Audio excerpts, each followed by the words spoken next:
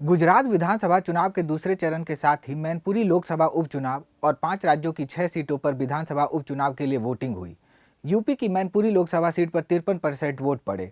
वहीं रामपुर विधानसभा सीट पर 31%, खातौली में 56%, बिहार के कुडनी सीट पर 58%, छत्तीसगढ़ के भानु प्रतापपुर में 71%, ओडिशा के पदमपुर में 76% और राजस्थान की सरदार शहर सीट पर 67% वोट पड़े।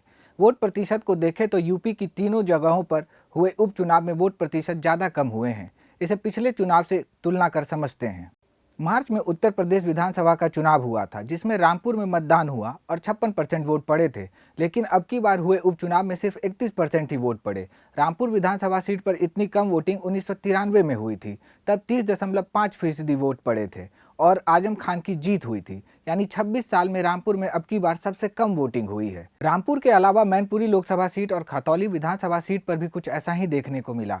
हालांकि इन दोनों सीटों पर रामपुर की तरह वोटिंग प्रतिशत में बहुत ज़्यादा गिरावट नहीं हुई है। मैनपुरी में 53% वोट पड़े, जबकि पिछली बार 58% वोटिंग हुई थी।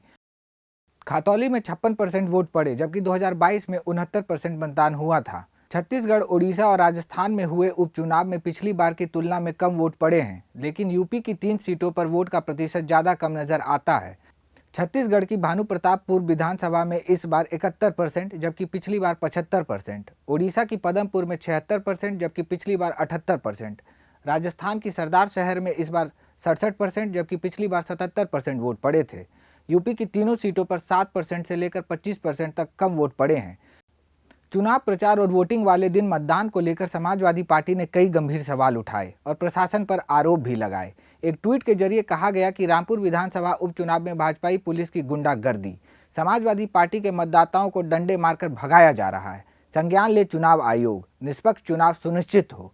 अखिलेश यादव ने यूपी में हुए उपचुनावों में प्रशासन पर पक्षपात का आरोप लगाते हुए कहा कि शासन की जिम्मेदारी होनी चाहिए कि ज़्यादा से ज़्यादा वोट पड़ें, लेकिन प्रशासन इस कोशिश में है कि वोट न पड़ पाए। आजम खान के विधायक बेटे अब्दुल्ला आजम खान ने भी रामपुर उपचुनाव में धांधली का आरोप लगाया है।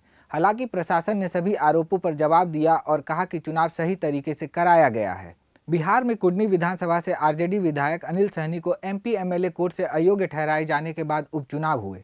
कुडनी में 58% वोट पड़े, जबकि पिछली बार 69% मतदान हुआ था।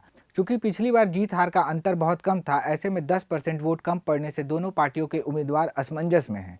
राजस्थान की सरदार शहर में भी कम वोटिंग हुई है। यहाँ अब की बार 67% ही वोट पड़े। ओडिशा की पदमपुर विधानसभा सीट पर बरिहा परिवार का कब्जा रहा है। अक्टूबर में रंजन सिंह बरिहा के निधन की वजह से इस सीट पर उपचुनाव कराया गया। मुख्यमंत्री नवीन पटनायक की पार्टी ने विजय रंजन सिंह बरिहा की बेटी वर्षा सिंह बरिहा को टिकट दिया था। बीजेपी ने पूर्व विधायक प्रदीप पुरोहित और कांग्रेस ने सत्यभूषण साहू को मैदान में उतारा था। यहाँ 76% वोट पड़े, पिछली बार 78% वोट पड़े थे, यानी सिर्फ 2% कम वोटिंग हुई।